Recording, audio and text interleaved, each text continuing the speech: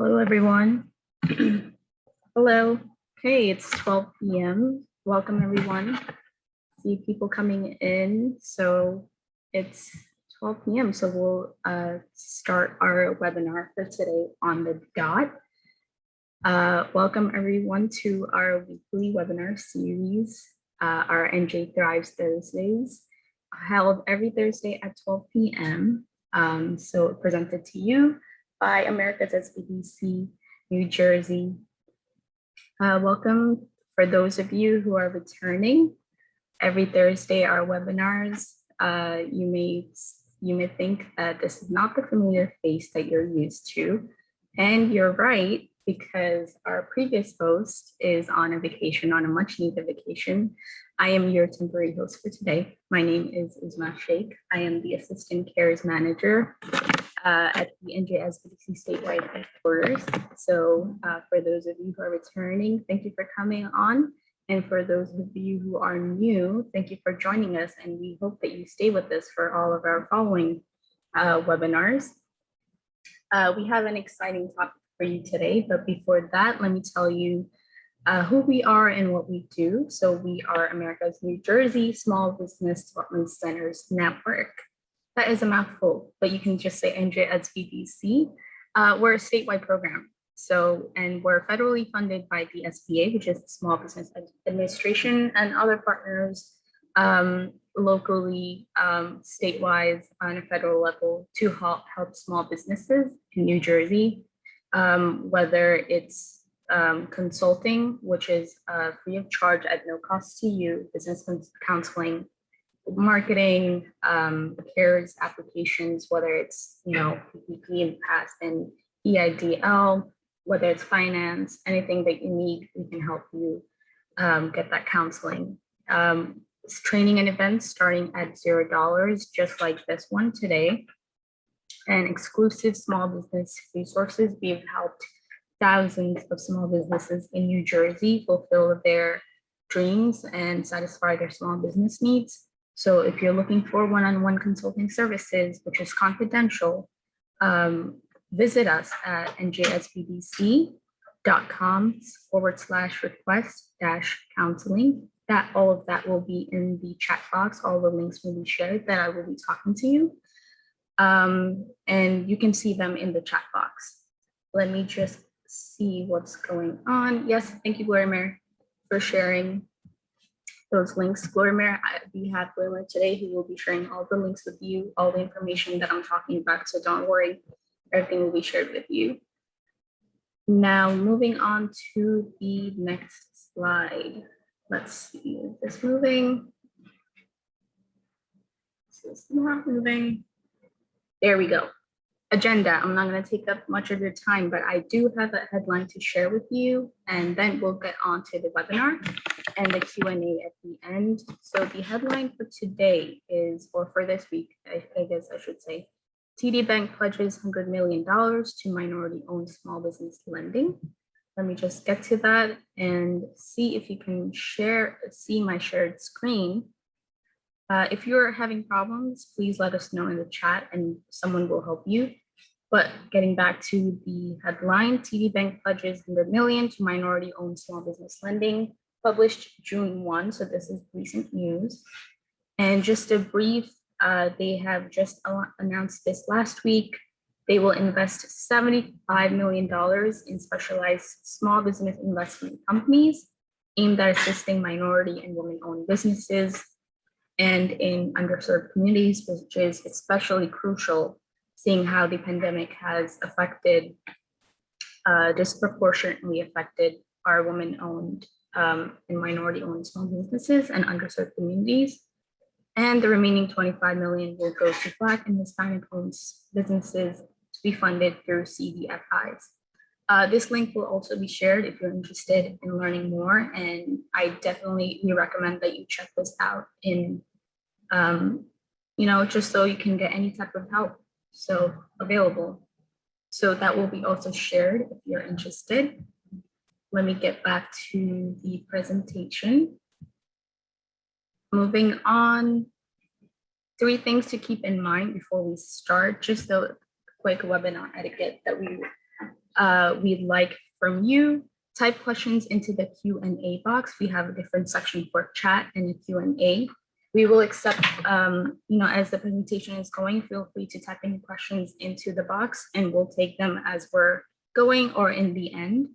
And if we cannot address all of your questions and concerns, please feel free to email me at cares.admin@njsbdc.com. Will also be shared in the chat, and then we can follow up with you and help answer your questions. Number 2, complete a 3-minute survey, and that will result in you getting this presentation and any other good stuff that we have to share with you.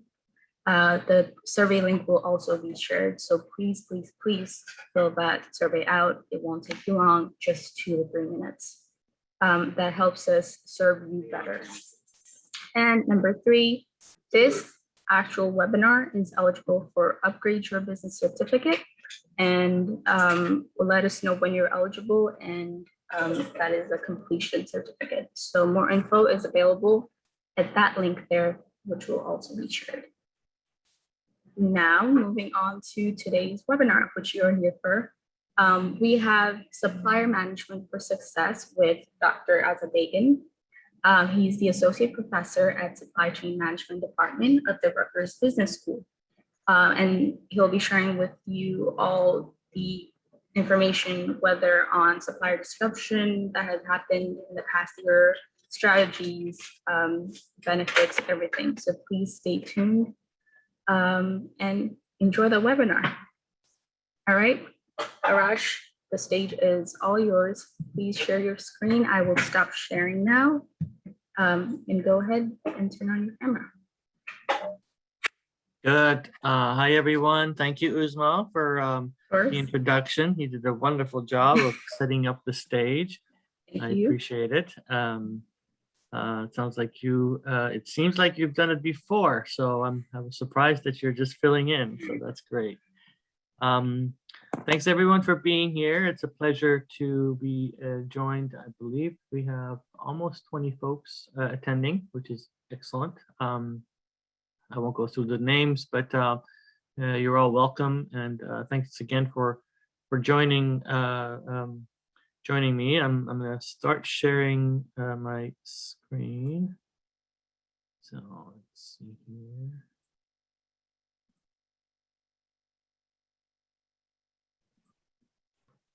If we can see your screen, everyone, please let us know if you can see the screen or not, and someone will help you out. Usually when I do these Zooms, it works better if I don't share the entire screen. So I hope this is okay. I believe they can see the slide, everybody can see the slides, but if that's not okay or we have troubles, let me know and I'll go full screen. It just makes it a little bit easier to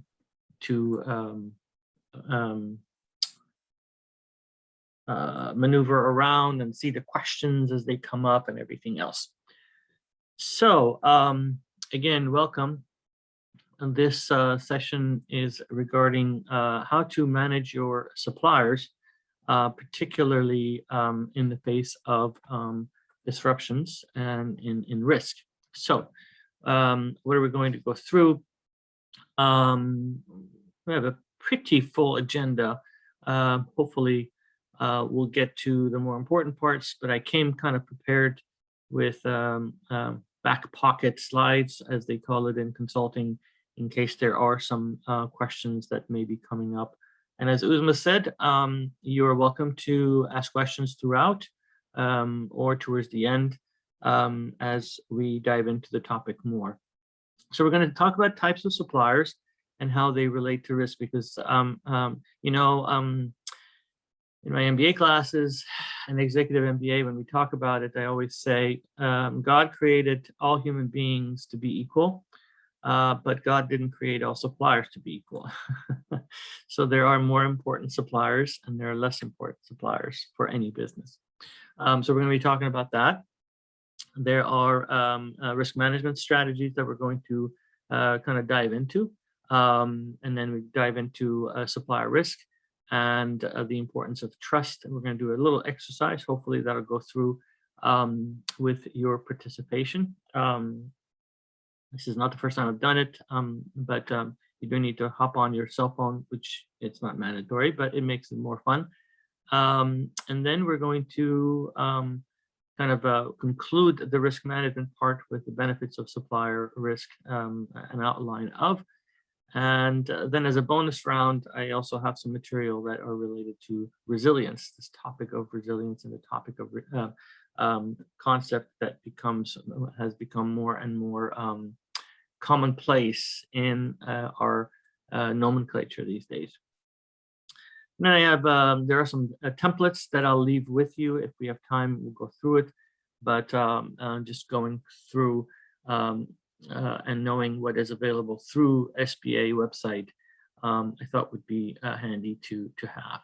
So I don't think it's necessary to go through all of this, but this is some of my credentials. I'm an associate professor. I often talk about business continuity, resilience, and supply chain disruption. These days, I'm working with small business, especially nonprofits, in the face of the COVID. Working on a project related to food banks, another project related to non-governmental organization, Salvation Army and Red Cross, and their supply chain in that regard. And so some of my work has been published. In fact, we're just getting another published related to risk aversion. If you're interested, I'd be happy to share that with you. And I'm also on a board for a non-governmental organization called Safe America, which focuses on safety and preparedness. Okay. All right, let's start with just a general exercise. You're welcome to throw your thoughts or comments in the chat area, which is in another monitor that I have here. But what do these items have in common? Ketchup, lumber, fuel, computer chips, chicken, and chlorine. Answering this requires you to be on top of everyday news.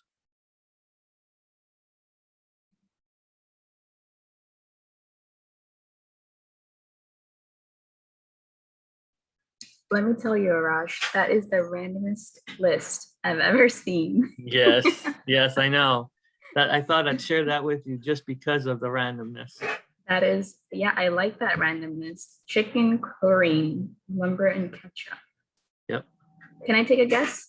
Yeah, go ahead. Their supply is running out. We're running out of them. I know I recently saw a headline. I don't want to take away from people and responding, our attendees responding, but I recently saw that ketchup, we're running out of ketchup. So that's my one ingredient guess over there. Exactly. So let me switch over. Yes. Oh, so we're running out of all of these things? Yeah. So O'Neill, and Rich, supply chain issues, that's exactly right, similar to USMA. This actually is, hopefully you guys can see, I'm pretty sure you can see, this is a CNN article that was just published. Wow, it's already been a month already, felt like yesterday. And says supply chain interrupted, here's everything you can't get now, right? And there's chicken, right? And chlorine for your well, chlorine for those of you who have pools in your backyard. Computer chips, this is a big one. I think practically everybody has heard about this. And as a result of computer chips, you know, cars are becoming more expensive. Even second-hand cars, the price of second-hand cars are going up because there are not enough new cars, because car factories, automotive factories are closing down. General Motors is shutting down, Subaru is shutting down because they don't get computer chips. And there's a whole other story behind this, which I won't get into. But carrying on, we have gas issues, and that became even more pronounced because of the cyber attack by Colonial in Colonial a couple of weeks ago. Yes, everybody heard about ketchup. By the way, Uzma, I don't want to put you on the spot, and so this is a question for everybody. Does anybody know the reason behind these supply chain issues of ketchup? Because I've done a little bit of homework on this particular one. Anybody have a sense of why we are running out of ketchup? I have no clue. I'm Yeah. gonna guess people use ketchup with their chicken sandwiches. Yeah, That's but why they go hand in hand. No, you're on the right track actually, because it's so darn yummy. Very good. Yeah, but something happened in the past, let's say 90, 120 days, in 2021, let's say, that caused a significant shortage of ketchup. And it has to do with supply chain. So in the interest of time, I'll give you the theory behind this, although I don't have any data to prove it. No, Nicole, actually, thank you. That's very good. I love the thoughtful creativity there. It's much more simple than that. It has to do with supply chains. You see, when folks used to go to restaurants, they would actually get ketchup in bottles, and they would, or squeeze it on their burgers, right? When they go to, if you go to McDonald's or any other fast food restaurant, right? Typically the ketchup is already put, and that comes from larger containers, bulk containers. Now, as we use these takeout facilities and order deliveries, guess what? Much of it is provided by packets. You see, and so it's not that we are running short of ketchup, it's the fact that the delivery using these packets is not prepared. Okay. Furthermore, oftentimes what happens is with takeout and deliveries, you know what they do? They put 5 or 6 of these packets of ketchup and they just throw it in there, whether you want it or not, right? And the same thing goes with honey mustard when you order Chinese food. So pretty soon we're going to run out of honey mustard Chinese packets as well. But you see, so it has much to do with the delivery and distribution, ergo the supply chain of ketchup. Now, not to belabor the point, but the same thing happened with toilet paper last year, which we won't get into, but you can almost use the same argument for that. What else are we losing or coming short? Lumber, metals, particularly rare earth, steels in short supply. So the question for everyone, thank you. It looks like we have some engaging audience. That's great. We have smart audience. Yes. They're all participating. They're all right in some way or another. Yes, thank you, Mohit. Mohit is absolutely right. Restaurants are closing inside dining and then takeouts. So hopefully this means that at least we're not going to be dealing with the ketchup issue. Nevertheless, the other factors such as computer chips, which I won't dive into as much, but there's a reason behind that as well, that comes into play. Okay, so now let's dive into the key. This is probably the key slide that I share with you. Very simple, but very effective. This is one of the most important theories or concepts or frameworks that we have in supply management, and therefore supply management for success. And so it offers some idea as to what you need to be looking out for as a small business owner, in recognizing who and where and which of the suppliers you should be paying close attention to. You see, suppliers are, some of the suppliers that we work with are just not that important.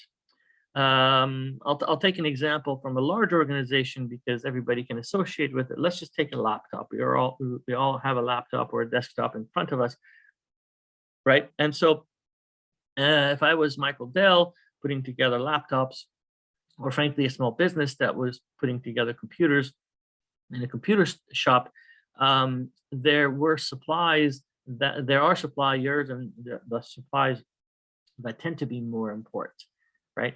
So for a computer manufacturer, or a computer assembler, there are strategic suppliers, right? One of them clearly is the company that makes the memory chips, right, or the motherboard.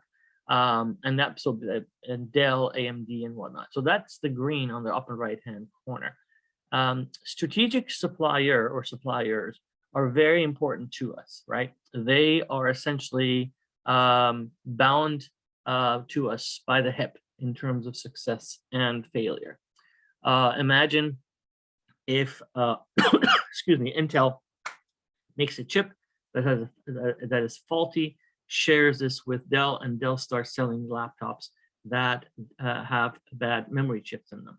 Both Dell and Intel are going to lose out significant amount of funding or revenue, so to speak. And the same thing goes if, on the other hand, Intel comes up with Core i7, Core i9, whatever it might be, and blows the performance out of the water, right, in terms of memory. And of course, that's very, very important and very lucrative and successful for Dell as well. So both Intel and Dell win. So the strategic suppliers are very much similar to being in a very close relationship, a marriage, right?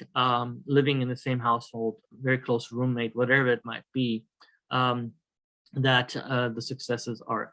And so, strategic suppliers are ones that have high value potential because their success allows for my success, but they also have high supply risk, meaning that, if Dell cannot deliver, then I'm in trouble as well. Okay, so that's a simple one, right? Fairly simple. Not all suppliers are strategic. Let's look at another one. Let's go to the bottom left-hand corner, and now we have non-critical suppliers. What are some non-critical suppliers? The laptop that I have right now doesn't have this, but a lot of the laptops that you guys have seen have this little tiny button thing in the middle. Some people use it as a mouse, right? You know what I'm talking about. It's a little plastic thing right in the middle of the keyboard, and you can move it around or click on it so that it works like a mouse. I've had probably over 30 laptops, probably even more over the years. And of those, at least 15 of them have lost that little button, plastic button thing, but I never lost any sleep or sweat over it, right? It's just not that important. Who cares, right? I can use a mouse. I can use the pad thing. There are alternatives to it. Plus, that it's not very costly anyway. So imagine if you are the supplier of that specific unit to Dell, and Dell doesn't care. You can always buy it somewhere else. If it's not there, it's not going to be the end of the world, etc. So that's an example of a non-critical supplier, right? So those are the two easy ones: the top right-hand corner and the bottom left-hand corner. Now we get into more sophisticated ones that are a little tricky. Yeah, very good. Yeah, Rodney, yeah, so the ships getting stuck in the canal, yeah, the Evergreen and the Suez Canal thing, absolutely. That was a major issue as well, which brought up the whole risk matter to another level on the logistics side. Let's talk about bottleneck suppliers. The bottleneck suppliers are interesting ones. And looking at the chart, those are the ones that have low value potential, but they have high risk. So what's an example of that? Stay with the laptop. Ever go on a business trip and forgot to take your power cord with you? It's very, very frustrating, isn't it? You've got a $2,000 piece of equipment, $1,000 piece of equipment, laptop, whatever, right? And you've got a whole bunch of work that needs to be done in the airport, in the airplane, in your hotel, right? And you can't do it because a $20 power cord is missing, right? So imagine a supplier that has that much influence on you as a buyer, right? And so that becomes a key point. Another example is when you go to change the oil on your car, usually the way they start to change the oil in the car, there's a little tiny screw in the bottom of your engine, right? They open up that screw and that drains the oil, right? And then they have to put that screw back in to fill in the engine with new oil, right? That tiny little screw probably has a special thread, but it doesn't cost any more than $1, right? But if you don't have that tiny little screw that costs no more than a couple of dollars, right? What happens? The engine does not have oil in it, your car stops. You see how that works? A bottleneck supplier has very low value potential, but high risk. And those are the ones that you have to be very careful with to keep happy, right? I certainly don't want to make that tiny little screw supplier mad, right? Because, you know, and the same thing goes with having your power cord. Now, most of the laptop companies or computer manufacturers do have multiple suppliers of power cord, but that's beside the point. Nevertheless, we are highly dependent on a small item. All right, so, and then we go to the part that is of most interest to supply managers, and that is the blue part in the bottom right-hand corner. This is where a majority of our effort is usually done, okay? The leverage suppliers. These are suppliers that are more dependent on us. Remember, bottleneck suppliers, we're dependent on them. Leverage suppliers, they're dependent on us, right? So pick your product. There's bound to be significant number of leverage suppliers. For a car, that would be the sheet metal that is used. I can easily switch sheet metal or plastic for the bumpers, or you know, cloth for the back seats, or whatever else, mats, things of that nature that are they're not necessarily dime a dozen. They can be very expensive, but they're readily available in the market, right? So let's say if you're a restaurant owner, right, one can easily find services for cleaning supplies, right? If you're a restaurant owner, one can easily find supplies, let's say for dry cleaning and the like. There are other, so those become leverage suppliers, and those are the ones that we negotiate, try to get the lowest cost, right? Depending on the type of item or the type of food that you're providing, right? One can find out less expensive or more expensive food items. There are other suppliers that we cannot necessarily negotiate with, right? Because they have the power, right? Believe it or not, oftentimes, you know, your internet service provider ends up being a bottleneck supplier, right? You're at the mercy of them. So right, be it Verizon, be it Optimum, whoever else it might be, right? Unfortunately, we don't have much of a choice, and unless we go out and find another way of connecting to the internet, but they can charge whatever they want there, right? And every business is different, nevertheless. Let's say that you are a small clinic, a medical clinic. What is a bottleneck supplier? Again, some of the supplies, medical supplies that you're getting could be a bottleneck supplier. On the other hand, some of the office supplies, generally office supplies, end up being leverage, right? And then I'll let you decide or comment if you wish on your own strategic supplier, because every business is different. So I wanted you to kind of get this sense as far as which suppliers are, and what the first thing you want to do in terms of risk management for any business is to essentially look to see how the profile of your suppliers fit into these 4 categories. Now, just because we have 4 doesn't mean we get a quarter in each quadrant. That's not the case at all. In fact, as I mentioned, the blue part gets a majority, and oftentimes the green and the yellow end up being less populated. But it is important to know who these suppliers are, just because it defines how much emphasis and how much focus we have on them in terms of our risk management. So I'm going to pause here because, again, this is the key aspect to the whole talk today, and then I'll carry forward. Any questions at this point?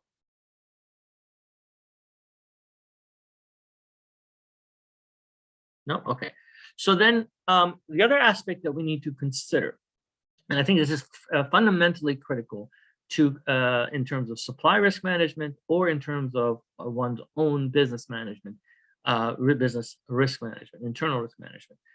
Listen, risks we cannot avoid, right? Risks in life are there. When we get up in the morning, there are risks, right? And so, but there are 4 ways to approaching risk, and depending on how we want to approach our business, we actually have these different multitude of yes. So Mahit says, can supply risk be measured by number of substitutes in the market, monopolistic situation, duopoly? Yes, depending on the number of players out there, Mohit, you can certainly do so. But keep in mind, there is a replacement cost, right? Oftentimes when we deal with complex products or services, right? Unfortunately, just because it's available in the market doesn't necessarily mean I can easily switch.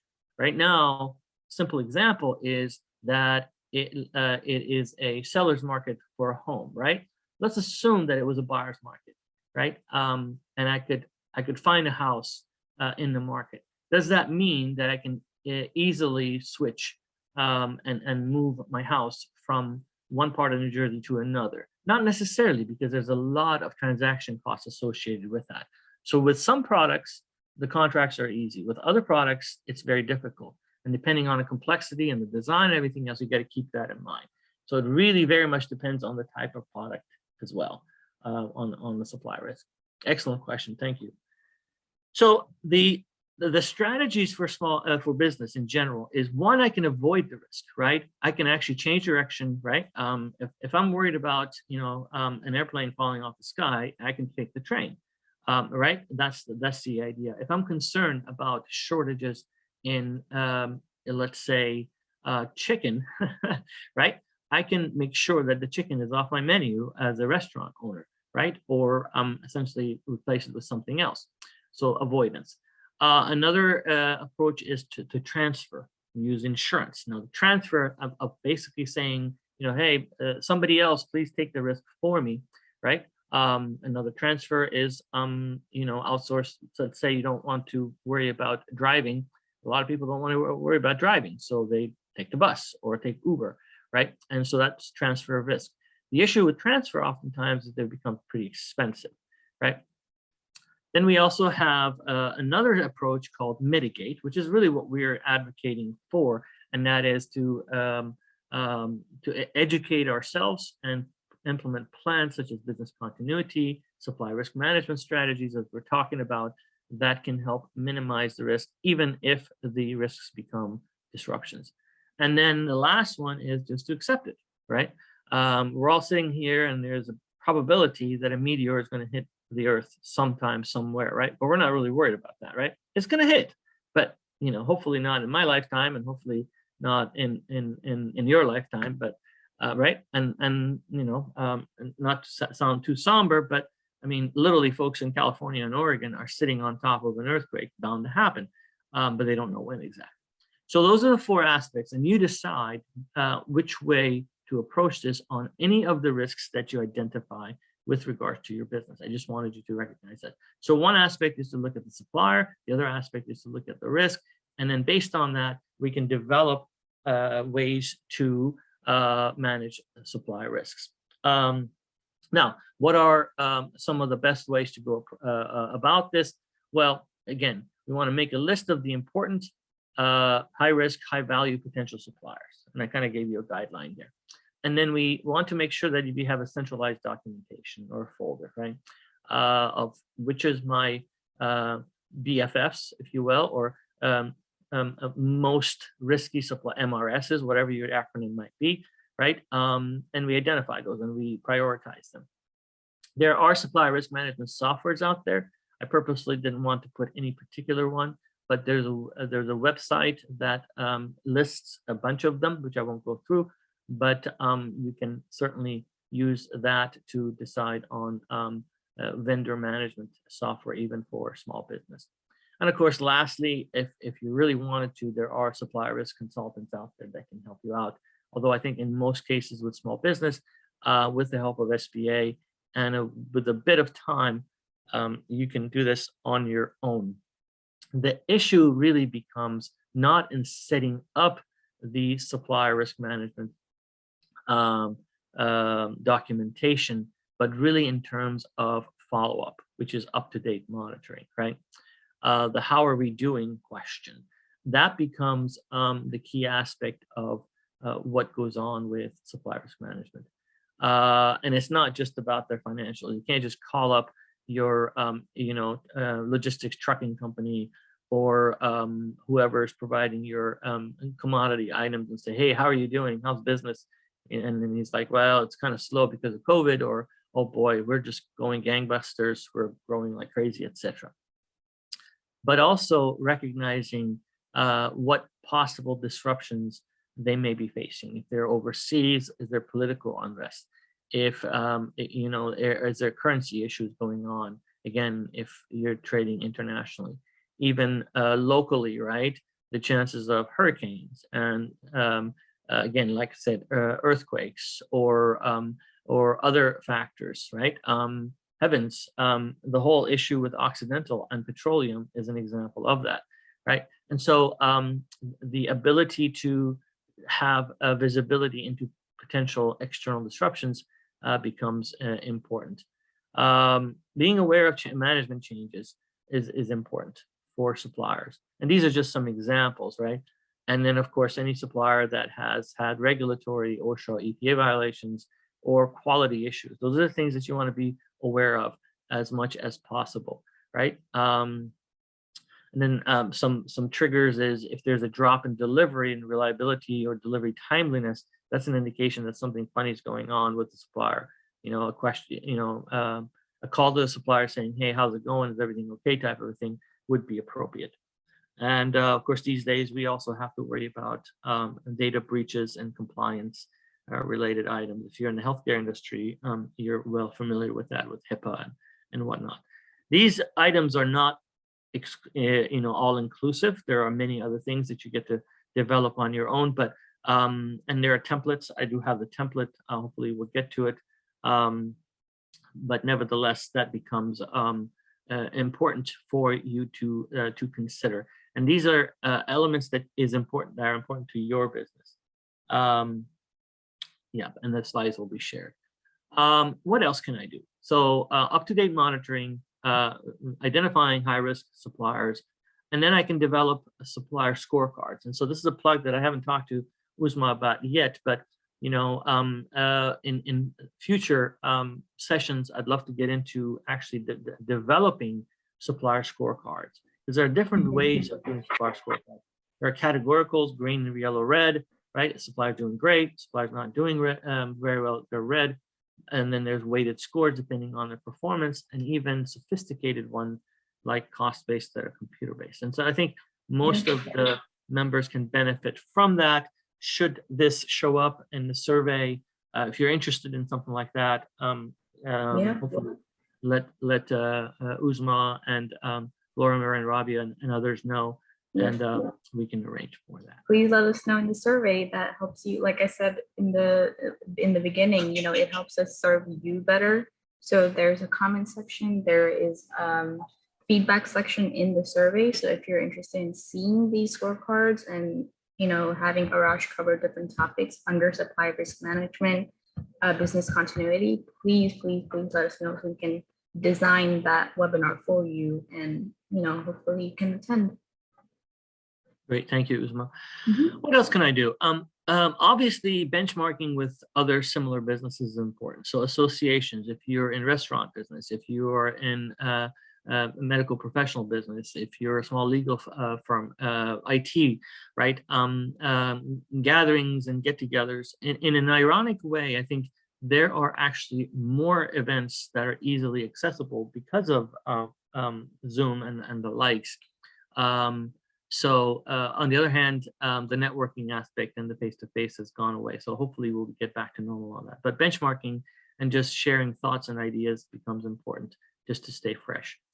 The last one that I will share with you in terms of ways to address is deep relationships with bottleneck and strategic suppliers. Remember, bottleneck and strategic suppliers are the ones that have high risk, right? Their risk means my loss. And so I got to make sure that that happens. The problem is with risk is that trust is very difficult to develop, and it takes time. Obviously, it takes confidence in the other organization's behavior. So, when we say trust, we talk about reliability, truthfulness, ability, and strength across enduring adversity, right? Those are all things that I see as trustable business or a trustable individual. And so it becomes important for us to develop that. Now, I did have this little exercise, which we have time. I think we have time. Okay, yeah. Let's do this. So I actually have developed this on a Menti platform. So what I would like for you guys to do, let me share my screen, is on a different screen.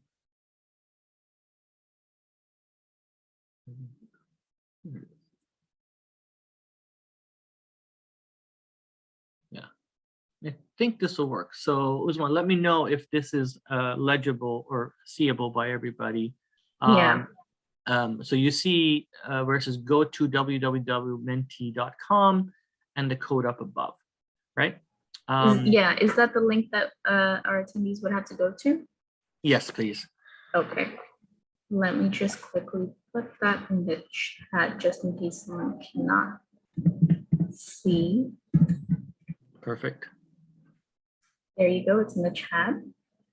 And then the code we need to use is up above there too, 76769695. Okay. Okay. Mhm. So it's a very easy exercise, but imagine, picture yourself as a supplier, okay? And you want to share information because you trust the buyer to use this information in a good fashion way. There are 4 events we're looking at.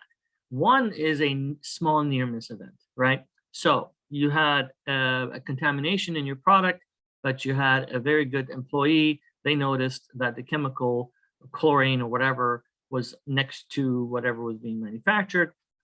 It almost spilled over, but they caught it. You have a large near-miss event where perhaps the same thing occurred, but it was quite massive. It would have had devastating effects on your plant operation, right? So perhaps that, an entire truck, the truck delivery guy wasn't paying attention, using his cell phone, and would have hit a part of your office building and could have devastated your computer system for weeks. A large near-miss event, but it didn't happen because we caught it.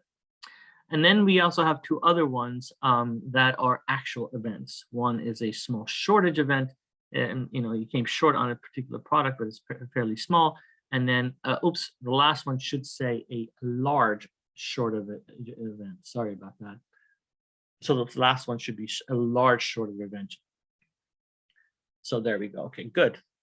We have 1 respondent so far.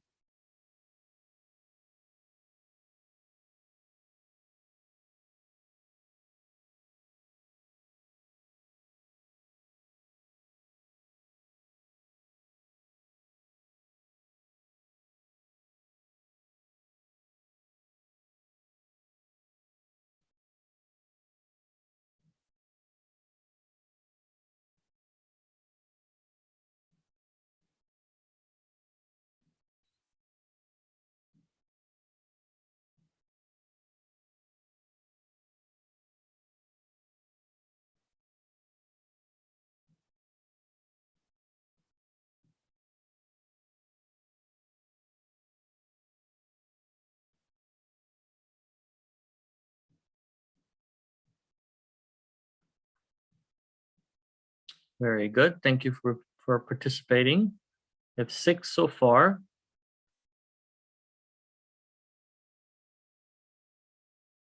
Wait another minute. And then we're going to do the same thing, in just a second, but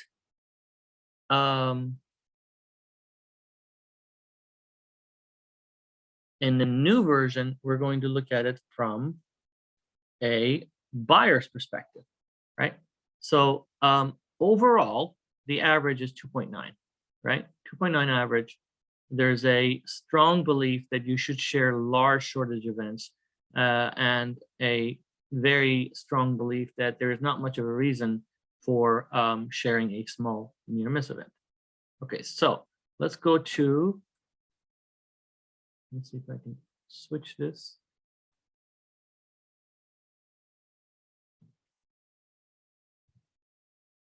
Okay, so now you're the buyer. We're going to do the same thing, and now you're the buyer. You have a supplier, and let's say they're a bottleneck supplier or a strategic supplier. You're very concerned about how they're performing because obviously their loss is your loss, their gain is your gain, right? Tied at the hip type of a thing. And how much do you want to know about how the supplier operates? Again, do you want to know about a near miss event in the supplier production as a buyer? Do you want to know about a large near miss event as a buyer, et cetera, et cetera? Right.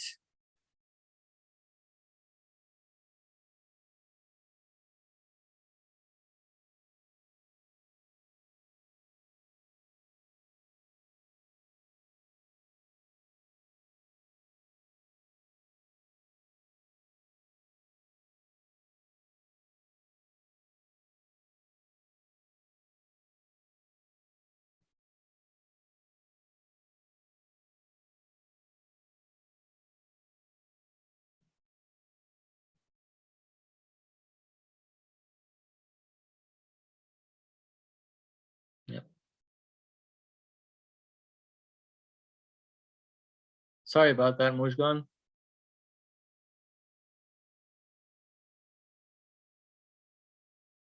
Yeah, so we had 6 before and 6 now, so I'm assuming it's going to pretty much be the same thing. You notice the difference though, right? So we went from 2 point something to 3.5, and there's a clear higher level of expectation from the buyer side for the supplier to share this information. So the buyer wants to know everything, and the supplier is like, well, I'm not sure if I really want to tell you everything, right?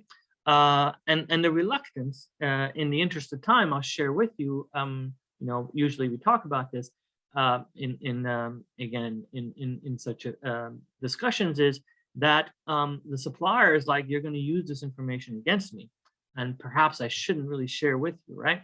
I mean, if I'm texting somebody on the freeway, right, and I almost go off the road, it's not like I'm going to tell my wife every day about it, right? She's going to be scolding me, right? Same concept.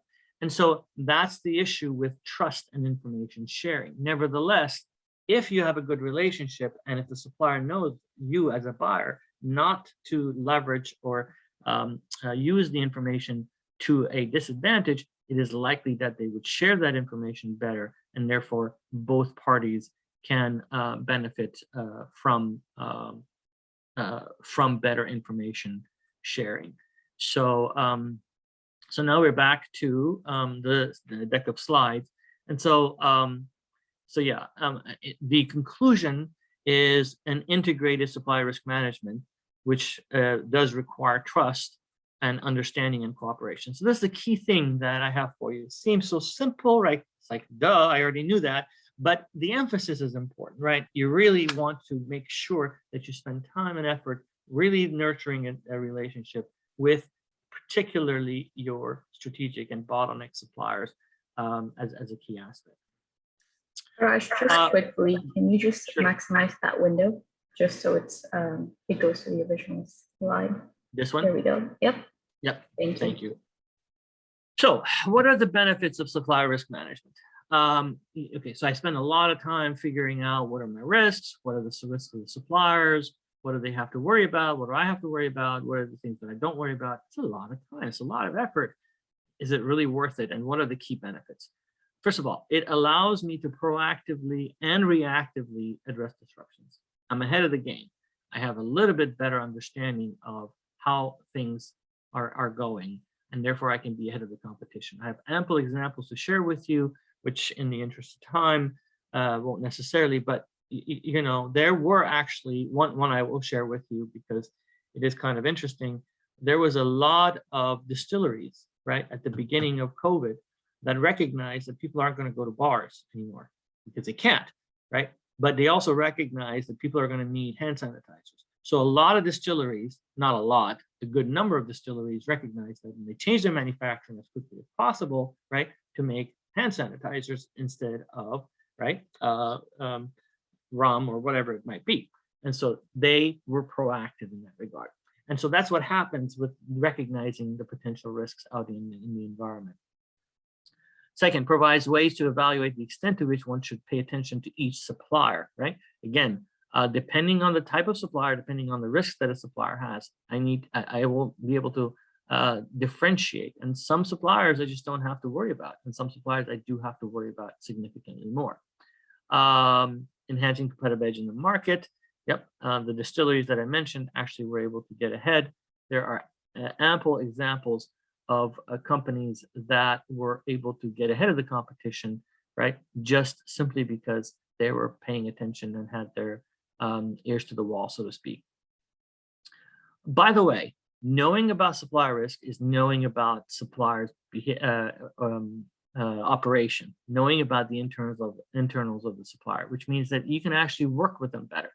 So keep in mind that be it large business or small business, it's actually at least 50% of our cost of goods sold comes from suppliers, right? 50% of cost of goods sold, generally speaking, comes from suppliers. That means for every dollar that I spend getting material or labor, 50 cents of it comes from buying stuff, right, on average.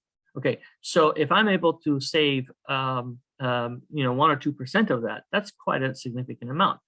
By knowing about supplier risk, by knowing about supplier's operation, I can find ways to cut back on that. Hey, Mr. Supplier, you're giving me,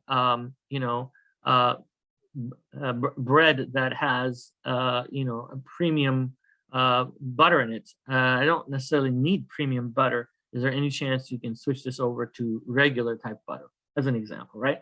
And so that's what happens when you actually have a better understanding of what's going on.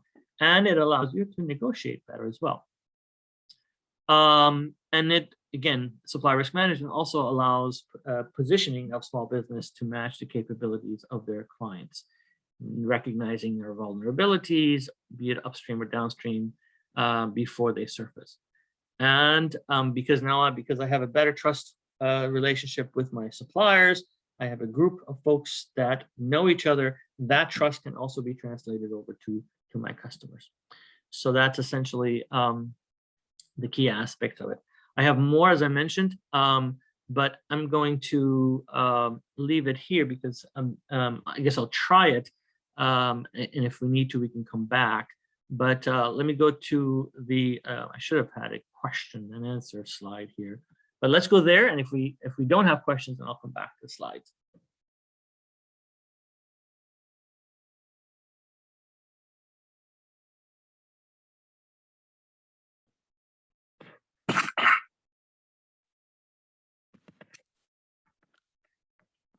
Are you taking questions now, Arash?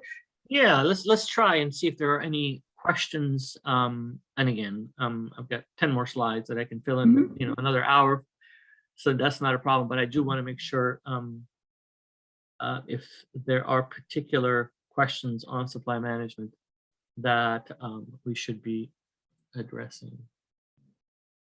Yeah, any questions that you guys have or attendees, anything that you want to know about your small business or something that happened, any experience that you want to share, feel free to. Will we have access to the slides recording after this? Shelly asked, yes, you'll have access to the slides once you fill out the survey. So the survey link that I shared, please take the survey, and once the survey is done, you will receive the link to the slides. Also, the recording of this webinar will be available on our website, which Vladimir will share with you in the chat. So that will also be available. Please keep in mind that the webinar recording is available usually 48 hours, 72 hours afterwards. So just give it just a bit of time there. We have one question, Arash. What is the best way to handle the risk of importing goods from suppliers overseas? Very good question. That's a broad question, but let me try and break it down into smaller segments. Oftentimes, and I'm assuming this is in the context of small business, right? So we're probably working with businesses that are not so small overseas. If this was, in a larger scale, larger business environment, we would go about it in what's called IPOs, international purchasing offices, right? You actually have a setup there, you have an office, and you actually go visit suppliers. Oftentimes for businesses, small businesses or medium-sized businesses, that's not possible. There are two ways to go about this. Either you develop a very, very good relationship with the supplier,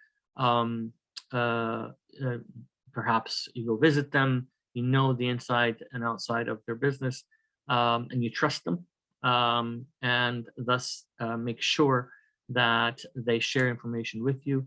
By the way, trust also requires us to have long-term relationships and long-term contracts. That's just part of the game, right? You can't set up a 3-month contract and expect the supplier to share information with you and tell you all about their risks. That's just not going to happen. So that's number one. The other alternative, which is commonly used, is to have some type of a representative overseas. And there are many of those that do that, not necessarily just on a, there are advisors, consultants, third-party reviewers, auditors, etc., that can assist in that regard. But knowing small businesses have limited resources and don't, their pockets are not that deep, so to speak, my suggestion is to really identify which of your international suppliers you really need to keep an eye on, and go after those particular ones. So I hope that that answered the question, but I'd be happy to elaborate if there's any particular detail that is also needed.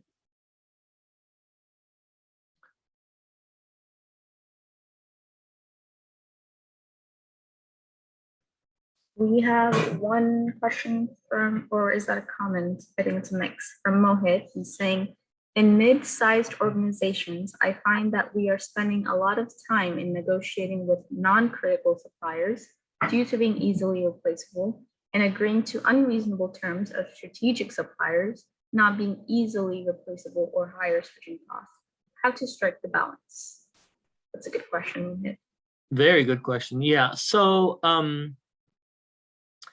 we have this concept we call total cost of ownership, TCO, right? And that essentially embeds the cost of time for negotiation and the transaction costs associated with working with suppliers, right? And a lot of times it's just not worth it, right? So for instance, if what's a good example? Sorry, the only example that comes up to my mind is I ran out of time the other day, and I went through Burger King, right? And and I saw it along with the greasy burger that I got. I also got jalapeno poppers, right? And I'm like, okay. So then I drive away, and instead of jalapeno poppers, they give me cheese sticks, right? Right. And so now I can go back and spend half an hour going inside the store trying to say, oh, look, I needed jalapeno poppers and not cheese. And then they're going to say, well, bring back the cheese or whatever, and the whole thing. Or I can just completely forget about it. And so you see where I'm going with this, right? Mohit, is that I would suggest that, if it's non-critical and if it's just not that much, just give it up, so to speak, and eat the cost. So long as it's dimes and nickels per se. On the other hand, with strategic suppliers, yes, they are not easily replaceable and they are higher switching costs. But as you and I both know, there's always something that comes out of a relationship, right? let's assume that you're building a house and you need an architect. That becomes a strategic supplier to you. If the architect really knows your taste, if the architect really understands what you really want, and you spend a little bit more time with them, it's not that they are going to try and reduce their cost or give you higher margins, but there may be ways for both of you to benefit from not necessarily buying, acquiring things that are unnecessary, right? So refining the purchase it comes out from there. So I hope that answers the question. With strategic suppliers, it's more about refinement and understanding. With non-critical, it's really about figuring out how much time and effort am I putting in for what the reward is, what my colleagues call the squeeze to juice ratio.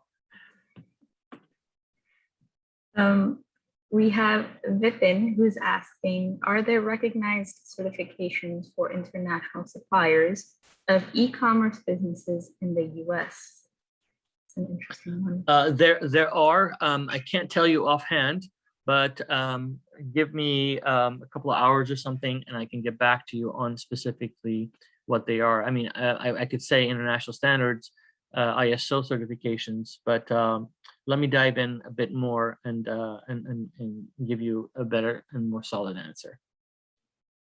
Okay, I guess once you have that, let me know, Raj, and then we can distribute that. Perfect. Sure, no problem. Yeah, you're very welcome, Vipin. I don't think we have any more questions. And thank you, Glorimer. So the form link is there, which is how you will get the slides.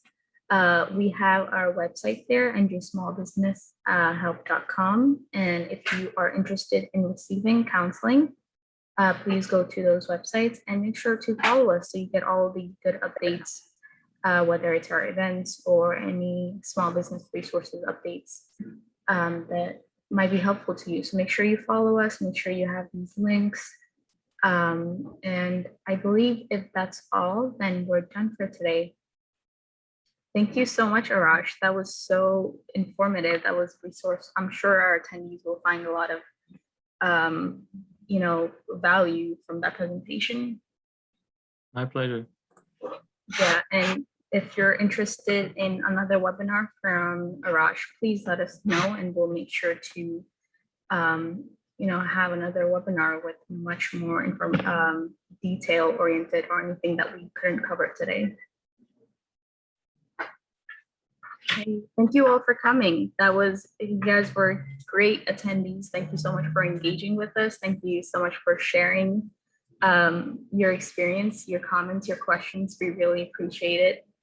And we look forward to seeing you. So let me just quickly share my screen and let you know what we have coming up for our next.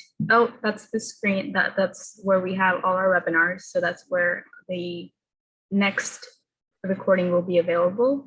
Just to quickly show you what we have, our next event is on cyber attacks for business. So our next event our speaker will be Michelle Schapp. She's a member at Chisa Shanmin at Giantomasi PC. I'm sure I butchered that name, but the webinar name is Avoiding Cyber Attacks for Business. And as Arash actually mentioned in the beginning of the webinar, the Colonian pipeline was hacked. And that's a great study case and a great case study, I guess, on why your small business should actually have strategies in place and plans in place to protect yourself and your organization. So please join us on June 10th, same time, Thursday at 12 p.m. from 1 to 1. And that's pretty much it. Please let us know whatever you need, and we'll do our best to answer your questions and comments and help you forward your small business together. And with that, I'll sign out. Thank you all. Have a good day. Take care. Bye, everyone.